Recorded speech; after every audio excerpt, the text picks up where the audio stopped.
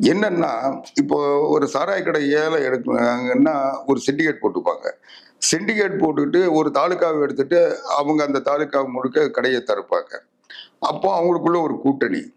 அவன் என்ன பண்ணுவான், அரசாங்க சாராயம் கொஞ்சம்னாலும், அங்க இருக்கிற லோக்கல்ல இருக்கிற போலீஸ சரி கட்டிட்டு, அவன் பாட்டுக்கு சரக்கு விப்பான். அவனுடைய கண்ட்ரோல்ல அதுக்கு போலீஸ்க்கு மாமூல் குடுப்பான். அங்க இருக்கிற அரசியல்வாதிக்கு மாமூல் குடுப்பான். அங்க இருக்கிற ஏதாவது பிரச்சனை பண்றவன சரி கட்டுவான்.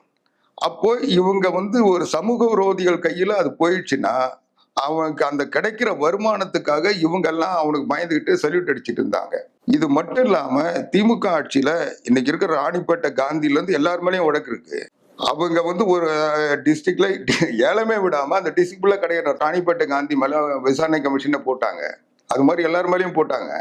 அதனால இவங்க யாருமே யோக்கியன்னு சொல்ல முடியாது. இன்னும் அந்த குற்றங்கள்ல நிரூபிக்காம இவங்க ஆட்சி வந்த உடனே அதுல இருந்து காப்பாத்திட்டாங்களே ஒழிய யாரும் தவறு செய்யாம இல்ல. அதனால இவங்க ஒவ்வொரு காலநிலையிலும் இந்த வருமானம் முறைகேடா போகுதுன்றதுனாலதான் இந்த சில்லறை விற்பனைய புரட்சி தலைவி அம்மா கொண்டு வந்தாங்க. மொத்த விற்பனையை புரட்சி தலைவர் எம்ஜிஆர் கொண்டு வந்தாரு.